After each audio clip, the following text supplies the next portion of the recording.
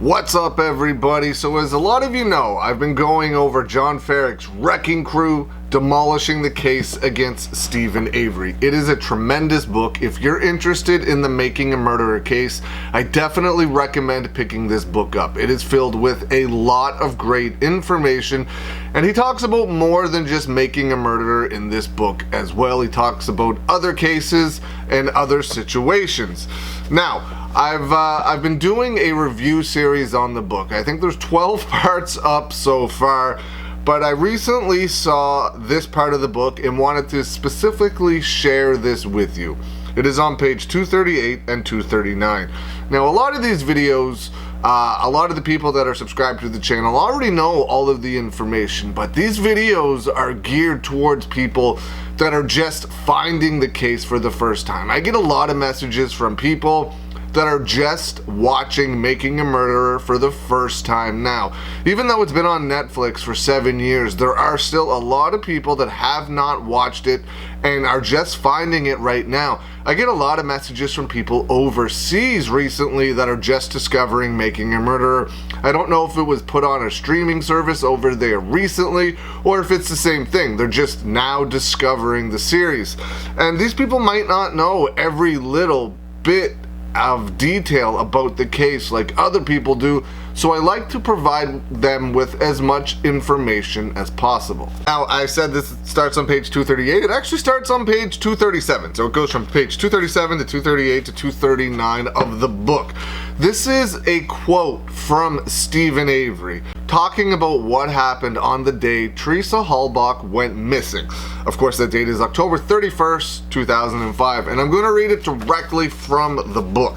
Okay, here's what Steven Avery states. On October 31st, 2005, I remember that I called Teresa Halbach once before she got onto the Avery property.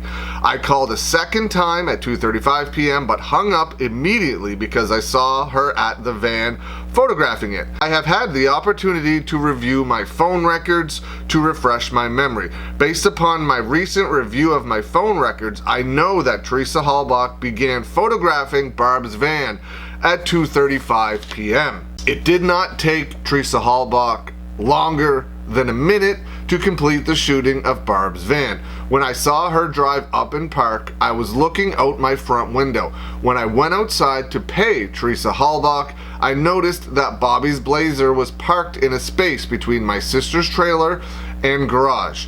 By the time I got to my sister's van, Teresa Halbach had already finished taking the picture of the van.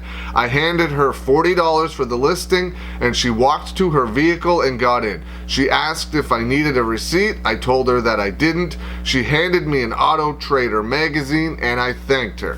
Avery said he then returned to his trailer and put the magazine down on his computer and walked back outside to go and visit my nephew Bobby. I walked to the middle of my driveway and saw Teresa Halbach's vehicle turning left on Highway 147 headed west.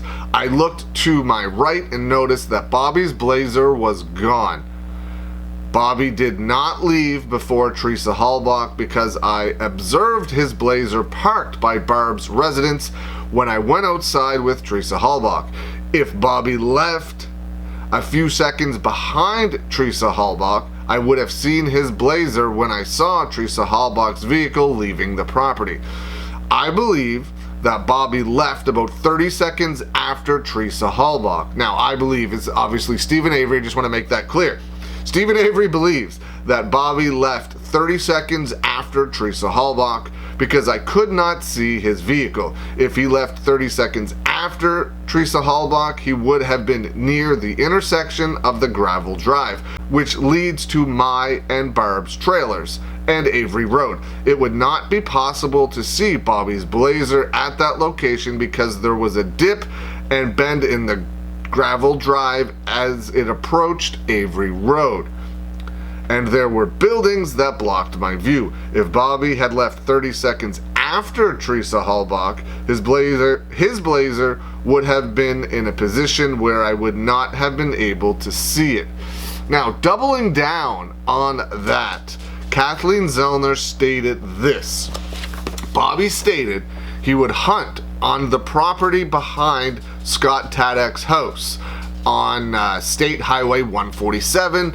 It actually gives the address, but I don't need to give out the address, which was east of the salvage yard. At 3:02 p.m. on October 31st, 2005, Bobby's cell phone hit off Tower 363X, 5.47 miles west of the Dassey residence.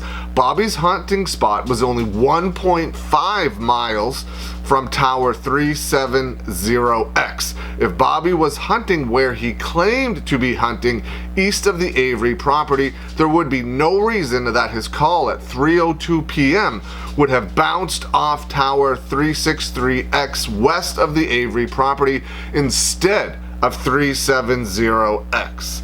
So that's some pretty interesting information. A quote directly from Steven Avery, and then a note from Kathleen Zellner explaining that Bobby Dassey wasn't where Bobby Dassey said he was.